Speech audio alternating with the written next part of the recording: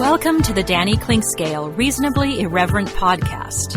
Insightful and witty commentary, probing interviews, and detours from the beaten path.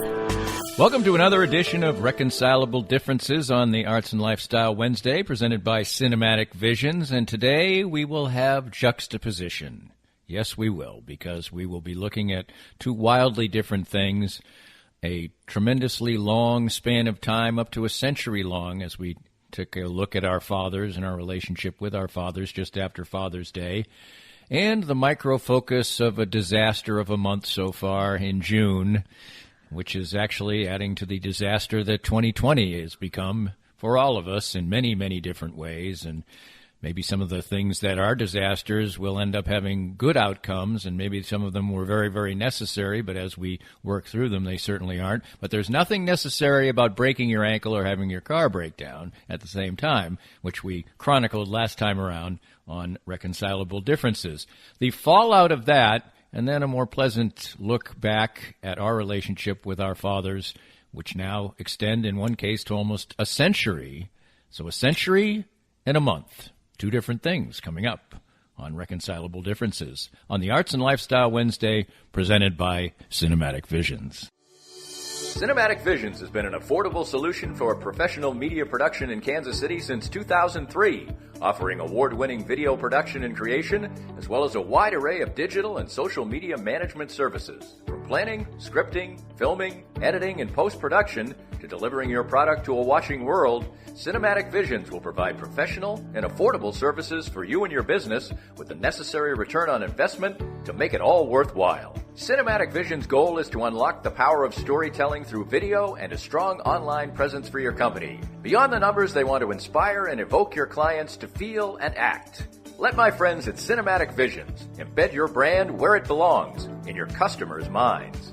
You can find them online at cinematicvisions.com or with a quick phone call at 816-600-6300. We're visiting with Larry Marshall, former Chiefs defensive back and punt returner and now a Chiefs ambassador. Larry is a former pro football player with the aches and pains that come with that, and moving on in age as we all are. What do the Canaway CBD products do for you? It's been a great relief for me. Being a punt and kickoff returner, collisions were a mainstay of my career, and these Canaway products, the salve especially, has really helped me try to get through every day with the aches and pains that I've had over a career of 7+ years in the NFL. I get similar benefits as well, particularly with my back. Certainly wasn't a football player. What's the best way for our listeners to get more information about the great products themselves? Well, I'm so enthused about it, Dana. They just contacted me at larrymarshall.canaway.com, and I can give them all the information they need to help them get through the day as well. Start gaining all the benefits that Larry and I do from the trusted and reliable line of Canaway products. As Larry said, visit larrymarshall.canaway.com and get information on all the great products from Canaway. Hi, this is Matt Llewellyn from 23rd Street Brewery. Thank you, Kansas City, for supporting all the local restaurants during this time of crisis. Starting Monday, June 1st, the 23rd Street Brewery will be open our regular hours from 11 o'clock a.m. to 9 o'clock p.m. every day of the week. For dine-in and patio service, if you can believe that, we're open. During this phase, we will adhere to the Douglas County recommendations for restaurants, and please see our website or our Facebook page for details. Most importantly, we want all of our guests and staff to stay safe, and together, we will all get through this. If you'd like to join these and other great sponsors and market your business to a growing and engaged audience, contact us at danny@dannyclinkscale.com. Look forward to hearing from you. Welcome back, and it's time for Reconcilable Differences with Danny and Jane, a couple's view of life. And our life right now is a complicated one, to say the least. Now, the uncomplicated thing about today, it is our dog Charlie's birthday, so... Happy birthday, Charlie. Yes, and Jane did sing happy birthday to Charlie, and also, indeed, rued the fact that you hadn't bought Charlie a gift, a birthday present, and I said, well, he's just tortured by that. I'm sure the dog has no idea whatsoever that it's his birthday. But anyway, Charlie has given us 6 wonderful, horrific years. He's 7 years old now. We missed the first one, which is part of the reason that Charlie is who he is what happened in that first year. But he certainly is a lovable critter, even though, how many times do you think you've said, Charlie, I'm going to throw you in the river? Oh, come, Danny. When did I ever say that? No, he's a He's a mutt. He's a dachshund / Jack Russell. And what are you going to do with that? He flies in the air. He does zoomies, but then he's the lap dog of the century. So he's a dichotomy. Well, what can you do? You love him anyway. Well, we started off talking about juxtapositions and dichotomies, and certainly Charlie is that, to say the least. And everybody who is around Charlie loves him, and maybe that sort of ties into my dad, who I will talk about a little bit later on, who often was – everybody else loved him, and we in the family got to see the other parts of him. So anyway, let's talk about you. A couple of weeks ago now, Jane stepped off a curb that was ill-placed and not very well laid out as far as making people realize that there was some danger there, and ended up breaking her ankle. She's on the mend, but the mend has been slow in our tri-level house or more. It certainly has been a challenge, 90% for you, but it's also been a challenge for me too. Oh my God. It's like we need an intercom on every floor, but thank God for texting. I've bought the Nest for temperature control, so poor Danny doesn't have to be constantly moving that up and down. And then I've also bought a number of smart lights, so we're getting really decked out because I'm trying to be more self-sufficient. But in the end, the reality is if I go 3 flights up and I've forgotten 10 things, guess who gets to go get it? That's true. And because I've been in broadcasting and been in situations where I'm in front of an open mic, I have always had my phone basically not off, but all the sounds off. And now I have the sound on so that I make sure I hear every text. And the ding of the text sometimes is not met with a smile by me, I will say that. But a lot of times it's grumpy but well-natured.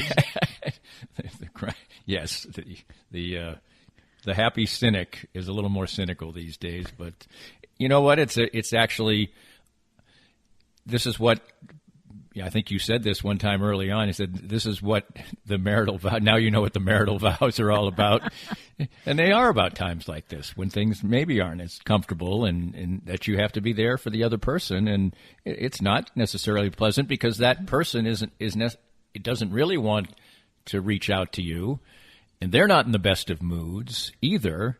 And none of the dynamics are great, but that's the times, that's the thing that makes marriage a little bit of work. I don't like it to be too much work, but you've got to love each other to get through these parts. Well, just a reminder that when you completely severed your patellar tendon, that the Ruse, the UMKC basketball team, loaned you that ice machine. And guess who went and walked across campus and back with that ice machine and got a rotator cuff issue because I was getting you the ice machine for your patellar tendon severing. And so, slight retribution, but hey, it is what it is.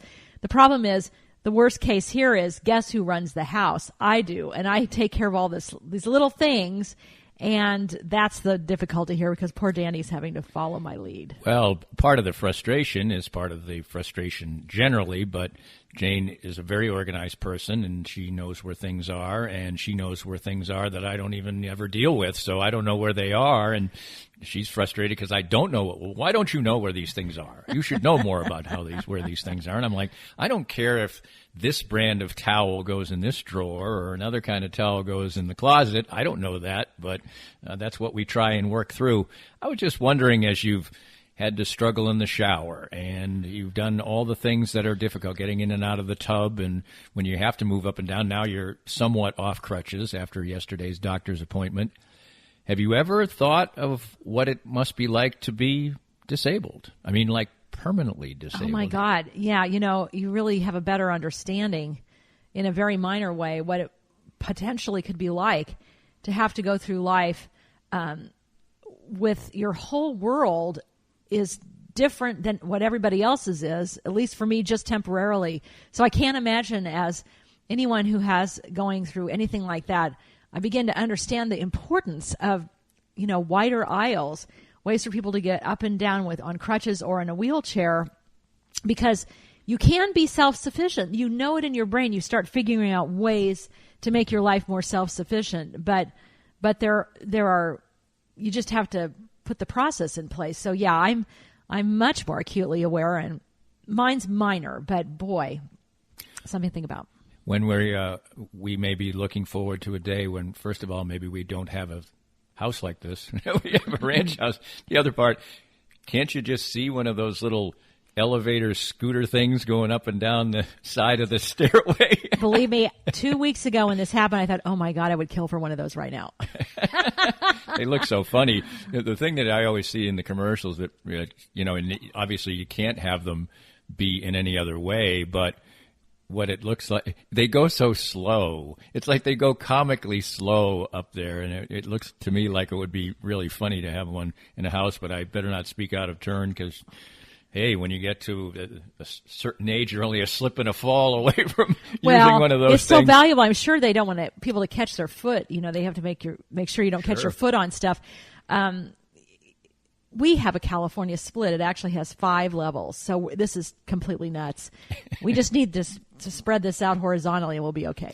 Yeah, that might be something that we were going to talk about dads today, but your mom always said, didn't she? What did she say to you when we had this house? When we got this house, she goes, oh my God. She's like, you may want to think about selling this sooner than later because of this, this, and this. And I'm like, what are you talking about? Now I know. And also what you've learned over time and through the years and before her passing was that your mom passed on bad feet to you. Yeah, she never said, if I had an issue, she'd go, oh, that sounds like a Thiessen. And she'd never elaborate, and I had no idea until she got older that, this is not that's not a very, that's a weak part of our body, so. Yeah, we're going to get to fathers. My dad actually has bad feet, and then one of my younger brothers has bad feet, too, and he's always ruining my father for handing him bad feet. But mine are just sensitive, Danny. They look really good. Well, everything about you is sensitive. Bad feet sounds like they're gnarly and ugly. I have been known to have beautiful, sexy feet. They just aren't good on the inside. Well, I don't have beautiful, sexy feet, and it's been pointed out more than once to me when my feet are bare, when we sit and watch TV or whatever. My second toe from years of running goes the wrong way, actually. Don't talk about it. But they don't look so bad to me, but apparently they're not the most lovely things in the world. Tell me what is one, you're about to be able to start driving again, so I think that probably is something, but what is something that, pops into your head that will, what's the first grand thing you want to do when you're up and about and spry? Oh my God, just to be able to, we haven't been able to do this anyway, is really go out and have dinner. Things were just opening up when I just had this mishap. And so just being able to go and have both of my feet free from the boot, the boot is so heavy, just being light on your feet and feeling like yourself again. Anyone who's been through this, they know suddenly your balance is completely off. You feel completely imbalanced. So just to take a really fabulous walk in the park and go to a fabulous dinner. And also, we like to dance, so dancing. I'm hoping dance will still be in the mix. I've thought about that. I was like, oh my God, that's absolutely going to happen, but you have to give me a few months. Yes, I think that's a few months down the road, and maybe dancing is a place we can start up. Because what was the dance? How did you describe your father when he danced? Percolator. The percolator. We'll talk about the percolator and the force of nature that is my dad. And just after Father's Day, it certainly is a time to reflect on fathers and their importance in our lives. And we will do that coming up next on Reconcilable Differences, another edition with the ailing Jane Siemens and the, probably to some people, always ailing Danny Klinkscale. More of Danny's Reasonably Irreverent podcast after this.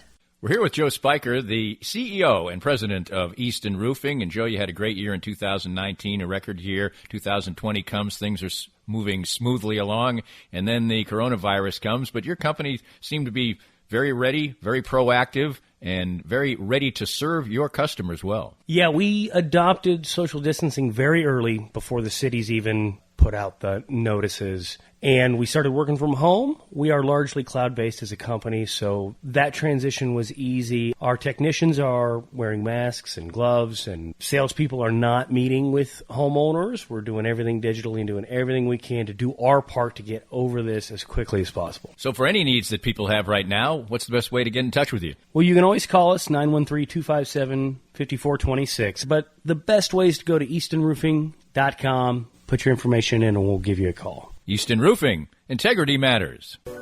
For many people, a family law case will be one of the most difficult experiences in their life.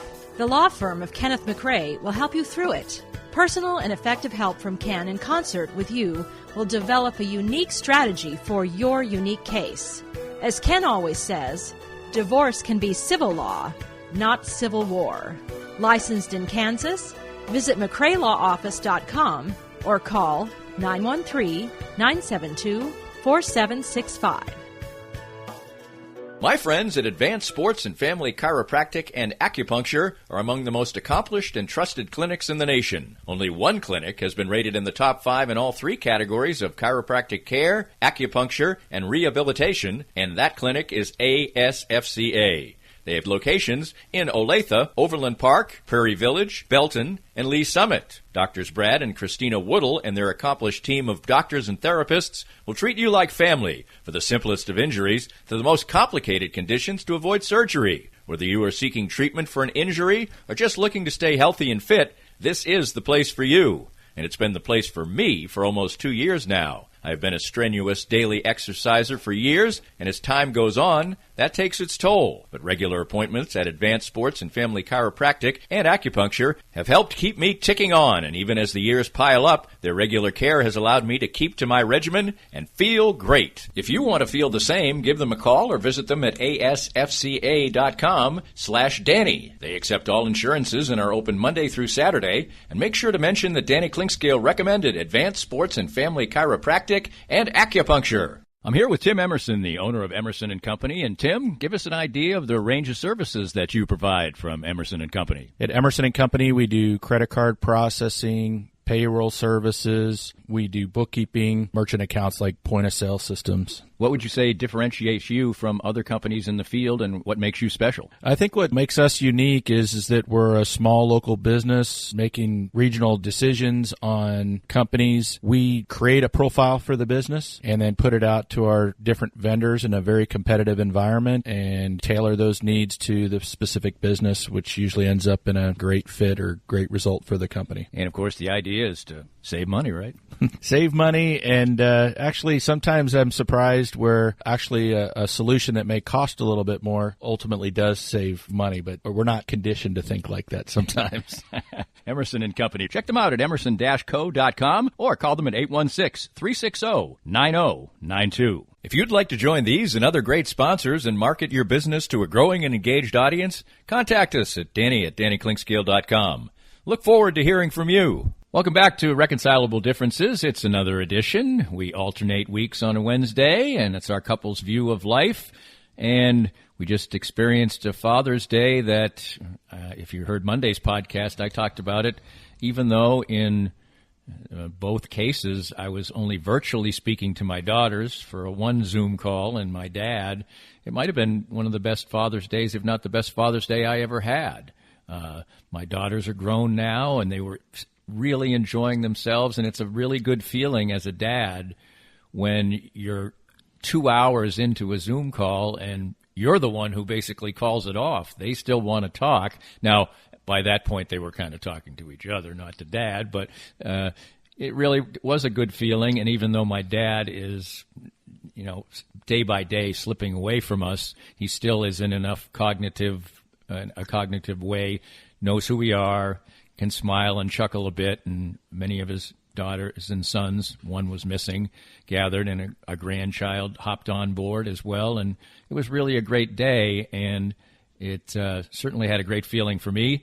I guess my greatest accomplishment was I made it through my Zoom call with my daughters without crying, which I was fairly certain I was going to do. Right at the end, I got a little misty, but anyway, it was a great day for me, but it is a great time to reflect on fathers, and you lost your father about a decade ago. And he would have been, if he had been alive, coming close to his 100th birthday, right? Yeah, next year. Oh my gosh, he passed away in 2004, so it's been over a decade. Okay. That's for sure. Okay. I don't know if anyone was watching CBS Sunday Morning, but I texted my sister because they had a fabulous dad segment where they were talking to a guy who loved his dad, and when he was alive would write letters, just constantly to his dad. And so one thing he missed so much after he passed away was being able to write to his dad. So he thought, you know what? I can still write to my dad.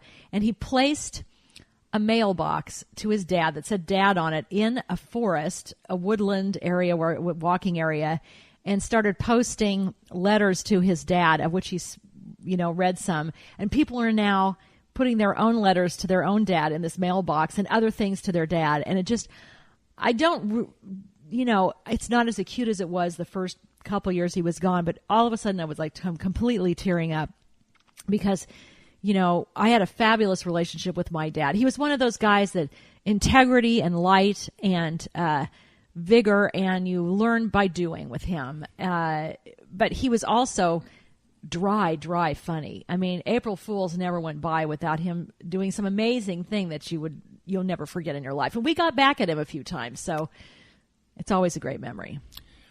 How would you further describe, your father, your mother's sort of, I think you've described her before as a whirlwind or a whirling dervish of activity or whatever, force of nature, I guess is.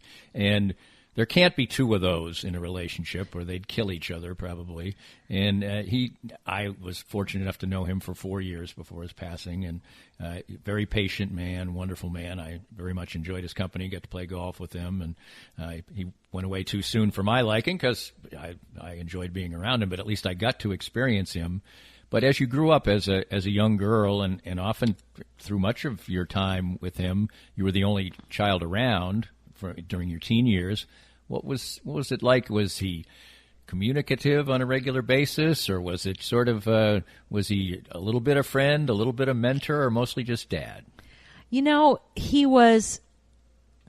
one of those guys that he wasn't a touchy-feely guy, and he even felt bad about that, on his deathbed. I'm like, what are you talking about? Like, I have no clue about what he's talking about, because the minute he walked in the room, the love was in the room, and it was just who he was, and his kindness and, his interest to be different than his own dad. So he created connections in a way that were very cerebral, I guess is the best way to call it. But he was never not interested in anything. Everything I was doing, even though he wasn't like the musical one like I was, he was still so supportive of everything I did. There was almost nothing, a couple of boyfriends maybe, he wasn't too excited about, but he was always there. Now, he wasn't there physically all the time because he was working really hard. He was a workaholic and a perfectionist. And when he came back to the house that he built, he knew everything about that house. That's one of the reasons why I feel like I know everything about houses, is because I watched him. He doesn't demand you to look. You just are interested because he's interested in everything.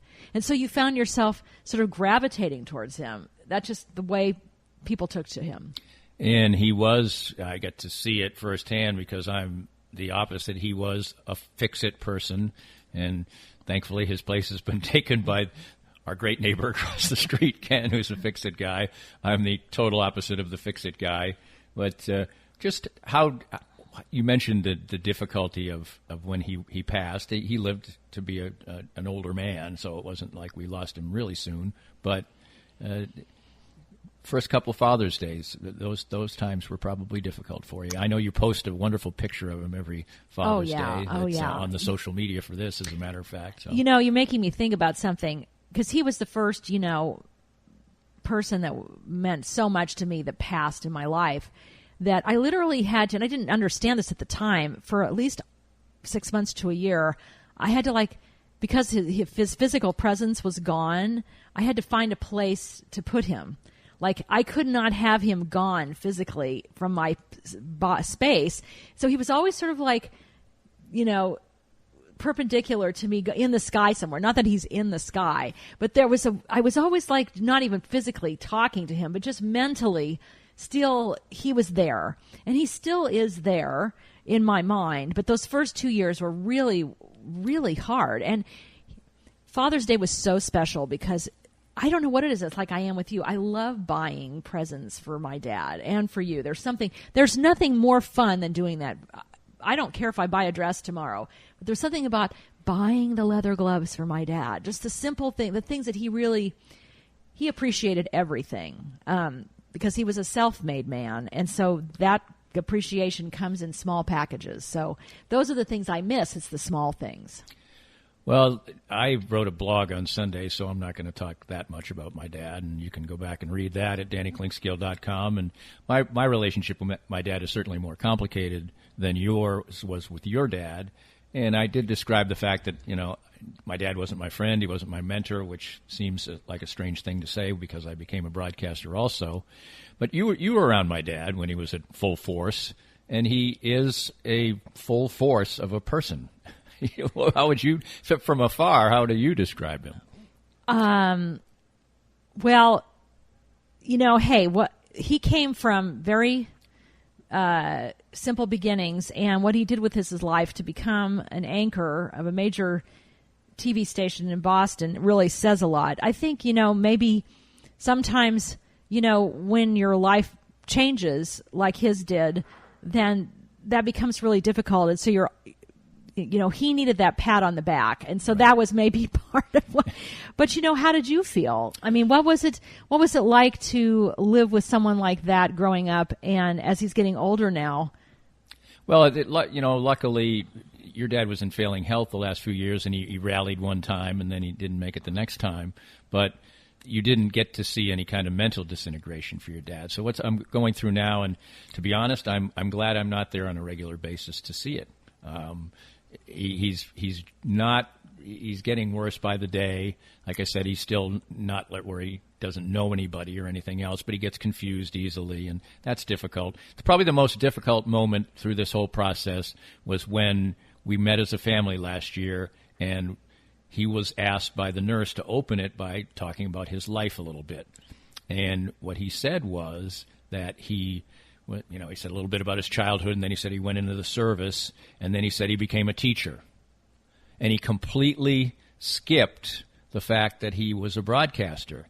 And there was no person ever who enjoyed being a broadcaster as much as my dad and the fame that came with it. He loves being the center of attention, and when I heard that was a lot. That was a big blow right there, and I said that was when it really sunk in, because you would never have thought that he could forget that, and he had to be reminded that he was a broadcaster. So that was difficult. I mean, he did have a tremendous impact on me because he did teach me how to breathe and how to speak properly, and he loved doing that. I forget the exact phrase that he used. Oh, deep and dark, but there was some sentence I was supposed to say in a proper way. That's when broadcasting was still, broadcasting. And he wanted to, he loved to roll it out, and he would put a big heavy book on my stomach and teach me the fact that really when you're breathing in, your stomach goes out, it doesn't go in, and things like that. So he did have that impact, but much of the impact he had on me was the fact that I didn't want to be like my dad. I didn't want to be someone who craved attention as much as he did.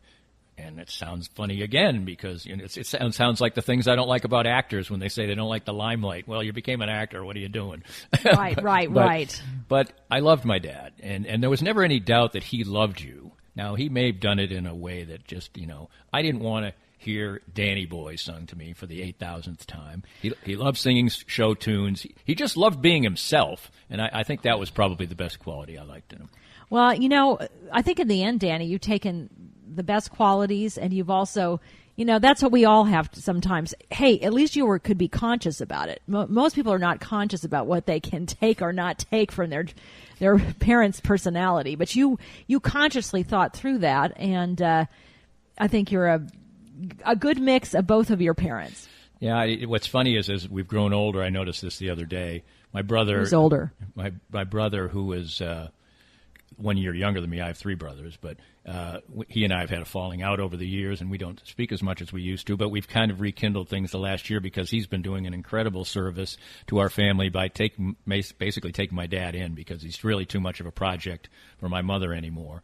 And what I noticed was during our Zoom call is that as we grow older, my brother looks more and more like my mother, I look more and more like my father, but my brother is really like my father, and I'm really more like my mother. So it's really kind of a very interesting dynamic there. And you sort of noticed that the other day when we were on the Zoom call with my daughters. You noticed that one part of my daughter's face. I know. It's like, it's really weird. Zoom calls are weird because you can focus in on facial, attributes, and it's like, Cassidy has your nose, and of course Kennedy has your eyes and definitely your eyebrows. So it's just a funny thing. But they were, that was what was really neat. I mean, I hope you felt that. I mean, it's interesting how kids, you're just freaking out when they're young and they're still around, but then they're starting to really appreciate, some of the things that we did while we were helping them grow up, hopefully. And I hope you felt that, because I could feel it from them towards you. I could feel it, and it was a wonderful day, and it's a wonderful way to wrap up this edition, and it's kind of a family edition. Our relationship challenged, reconcilable differences maybe a few times over the last couple of weeks, and we'll revisit them again a couple of weeks from now. And I think it's appropriate in this particular setting for this session to just say, I love you there, reconcilable differences person. I love you there too, Danny. This podcast was made possible by our great sponsors like Easton Roofing, the presenting sponsor of Kansas City Profiles at the Danny Kling Scale Reasonably Irreverent podcast. Easton Roofing, where integrity matters. We hope you enjoyed the latest Danny Kling Scale Reasonably Irreverent podcast. Come back soon for something fresh and new.